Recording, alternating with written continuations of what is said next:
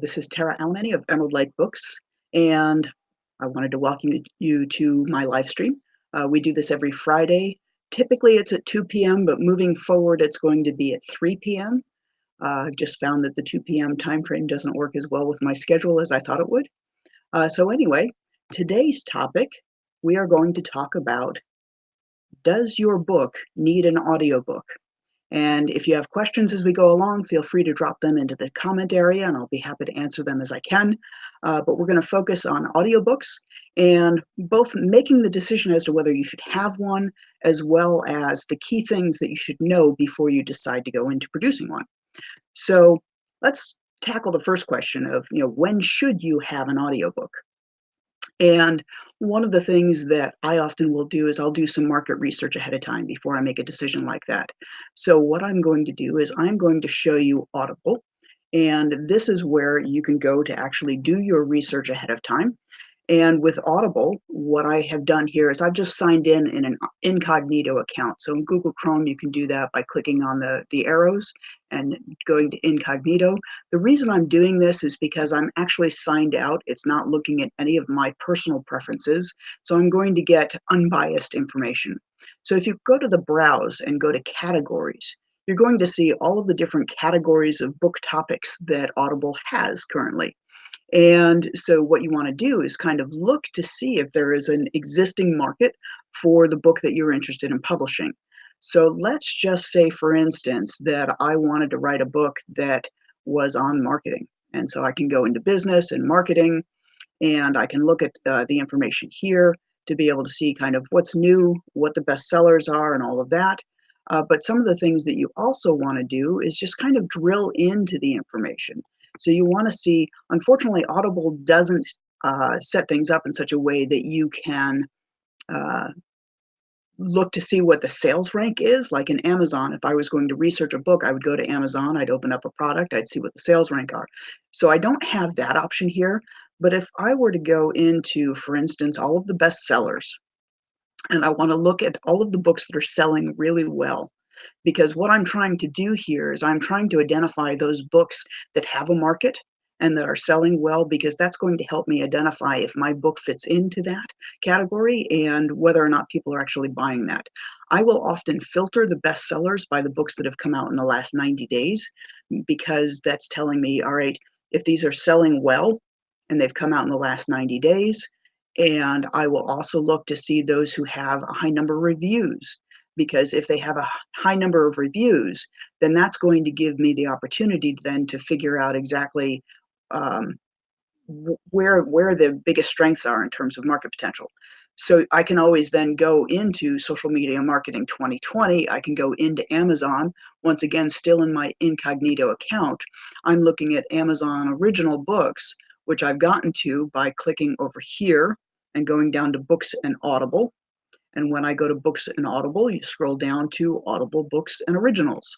So in looking here, now I can look for Social Media Marketing 2020. It does come up in the search results. Is that the right book? Social Media Marketing 2020, which is by Huang Smith. That is not it. Let's see. That is not it either. Let me just make sure I got the name correct. That is by Huang Smith. So I'm just going to go ahead and put in his name as well. And so this is where then I can come and I can look and I can see, what kind of sales potential there is. So in Amazon bestsellers in Audible, we're seeing that it's the top 5 in social media guides. It's the top 3 in social media for business. So this gives me an idea then of how things are selling and how many copies I ultimately need to be selling in order to do well. So let's go back to, we've decided now that there is a market for our book. You can do this same process with both fiction and nonfiction. But the next thing that you're going to do then is, if you decide that you are going to have an audiobook, you have to decide who's going to narrate it. And that can be a big question, a conversation that we often have with our authors. I found that unless you have a background in acting, improvisation, or you've been trained in voiceovers, it is much better to hire a professional narrator than to try and narrate it yourself, except for when you're a speaker. If you're a professional speaker, there are times when you may want to consider doing it yourself, but there's some things you're going to have to learn about how to record an audiobook, how to narrate an audiobook versus speaking to an audience. So even then, you may decide that you would prefer to hire a professional. If your book is fiction, I would say go ahead and let professionals do it. The reason is that there is a technique, there's a whole skill set that goes into narration, especially when you get into, say, nonfiction.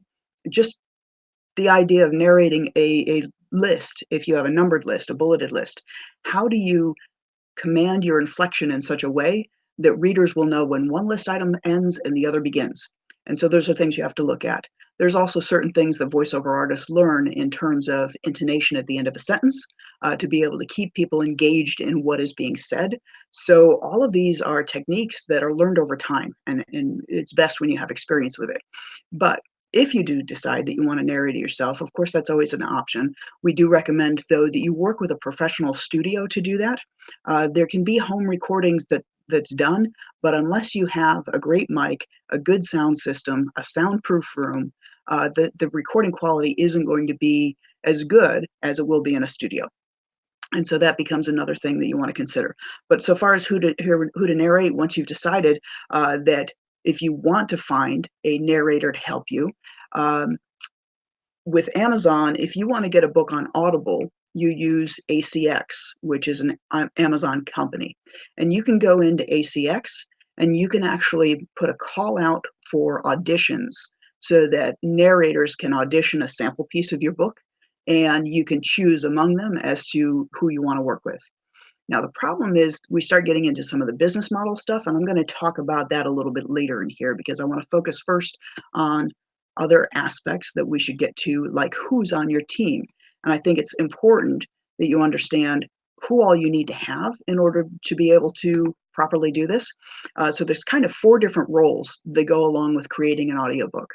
The first is, of course, the author of the content.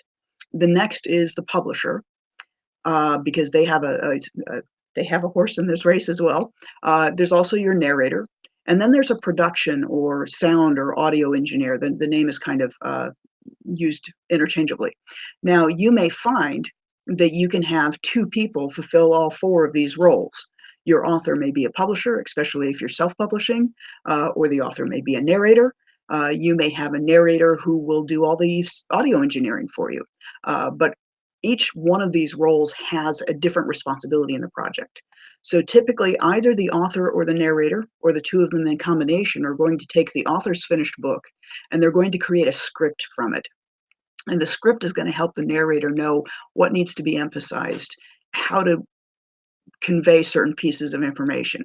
So, for instance, when I was recording my book, Published with Purpose, I had a long list of things. And in there, I started to get into some financial figures. And something that in written form might say over $35,000 might look at, it may say the dollar sign 35,000 plus. Well, you're not going to read it that way. You'll read it, internal dialogue, you'll read it that way, but as a narrator, you want to say over 35,000. So there's these different things that you need to look at. And so the script is going to be important for the narrator to be able to really convey the information properly. So the publisher, of course, is going to be the one who's managing the distribution of the project. And so they're the one who is going to upload things to ACX or the audio engineer may. It depends on the agreement between the publisher and the audio engineer, but it will go in through the publisher's dashboard. The narrator may also be the sound engineer. So it's one of those things that all of these roles have some overlap in responsibility. But the narrator is the one who is going to do all of the recording. The audio engineer is the one who is going to set up the sound system and the recording levels in order to meet Amazon's requirements. Because ACX has certain sound requirements for the audio, and if ranges aren't correct, they'll kick the audio recording back. So you want to make sure that you have all that information correct. So the next thing that I want to touch on really is what's the process of creating this? And I've mentioned it a little bit already, but I'm going to actually, I'm confusing myself now. Here's my process. Let me get rid of, I'm going to do this. There we go. So, how to create it. You have the narrator, and you've chosen who your narrator is. You're going to create that script. And once the script is ready and approved by both the author and the narrator, then you're going to go into the sound studio, wherever that might be, whether that's your home recording studio or professional studio. You're going to go in and have all that equipment set up properly. You want to make sure that there's pop filters on it, so that the pop filter is addressing any sibilants and aspirants. They're different noises that can be made when you speak. And the narrator, who's a professional narrator at least, is going to know some of the tips and tricks of the trade. For instance, when you're doing audio recording, it's very common for mouth noises to be picked up. And they're not things that we hear when we're talking, but they can be clicks. They can be just some not very pleasant sounds when you're listening to the audiobook. And that actually comes from having a dry mouth.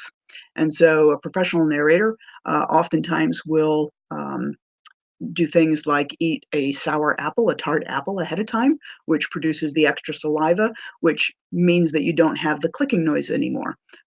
There's different things that can be done. Chewing sugarless gum, those are all things that can help deal with those mouth noises. But anyway, they're going to handle all of the recording that's done for the audiobook.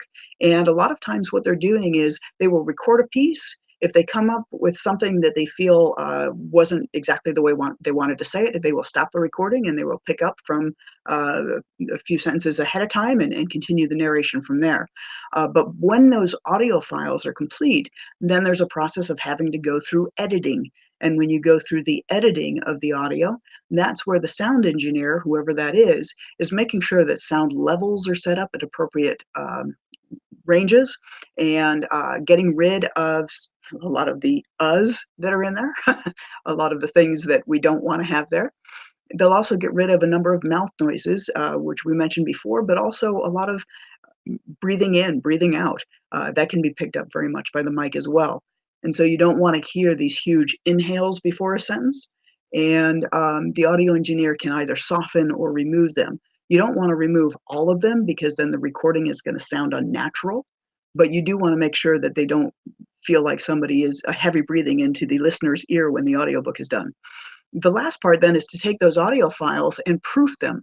Much like you would do when you're editing and finalizing your printed book, you need to proof the audio files to make sure that everything is coming across clearly and that the listener can understand and follow along with what's being said, because most of the times they're not going to have a book in front of them. So you want to make sure that you're providing them with everything that they need. So the next thing we want to kind of talk about is if you're going to work on this, how much do you need to budget for your project? And that's going to be something that depends on the model that you use for producing this. Because as I mentioned before, you have an author, a publisher, a narrator, and a sound engineer. There's a couple of different ways of putting things on Amazon. And one is, or on Audible, and one is by listing exclusively with them or non-exclusively with them. And when you're doing that, that dictates how much of a royalty share you're going to get. So when you list your audiobook with Amazon exclusively, then you're going to get 40% of the royalties. When you are non-exclusive, meaning that you want to sell the audiobook on your website and other audiobook sites and things like that, you only get 25% of the book sales.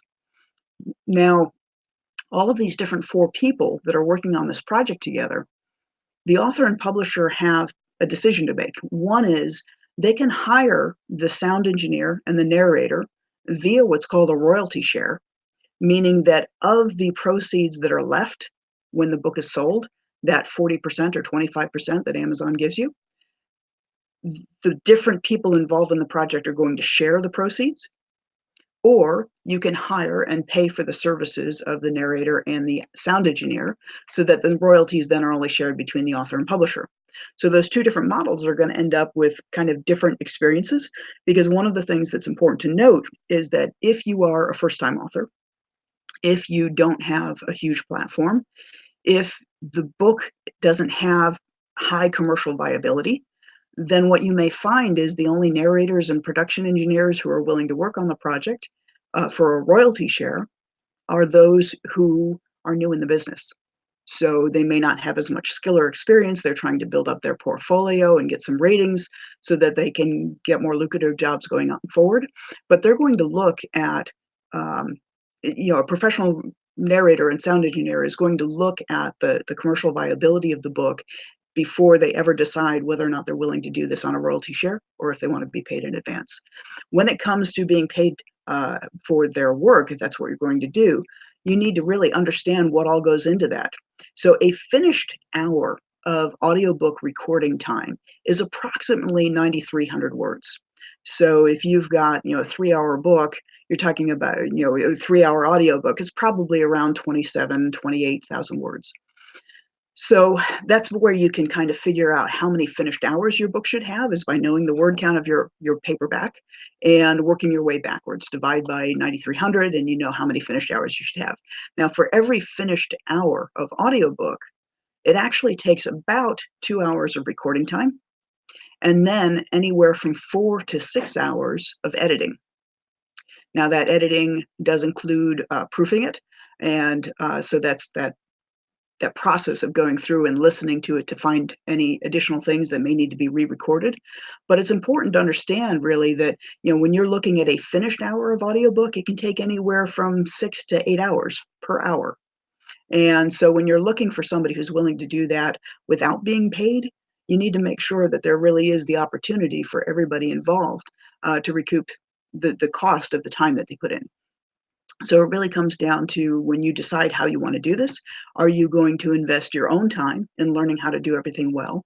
Are you going to create a project opportunity that stands a chance of being able to to compensate everybody's time and effort, or are you going to pay for services rendered so that you're the one who is really focusing on making sure that those sales that you get are all yours? We've already mentioned, of course, the exclusive versus non-exclusive. And so you'll want to make that decision. And really, that comes down to, do you want Amazon to be your sole distribution partner for this book? Or do you want to be able to post on other sites? Now, when it comes to Audible, Audible has, you can get codes for the US, you can get codes in the UK, but Audible doesn't exist everywhere in the world like Amazon does. So there are certain distribution that you're going to lack if you stay only with Audible. From my standpoint, as both an author and a publisher, it's a little disappointing that when it's non-exclusive with Audible, how little we get the sale of the proceeds from the sale. So we're only getting 25%. And so I've so far only done exclusive arrangements just simply because I want to maximize what I'm getting from my US based sales as well, because that's where, being in the US, I know that's where I'm going to get the majority of my sales from. So that said, thanks for tuning in. I hope you found this helpful to you and that it's answered any of the questions you have about considering whether an audiobook is right for you and giving you some kind of background knowledge in terms of understanding what goes into creating an audiobook. It's not as simple as it may sound. I would ask that if you liked what you heard, that you go ahead and subscribe. We'd love to have you watch our live broadcast going forward. And next week, we're actually going to talk about the different ways you can publish your book. And this is referring to your print books. So essentially what it's going to talk about is the different publishing models that there are out there and what the pros and cons are of each, because there's no one right answer when it comes to publishing, whether it's self-publishing, hybrid publishing, traditional publishing. And so we're going to talk about that. So I look forward to talking to you next week. And until then, be well.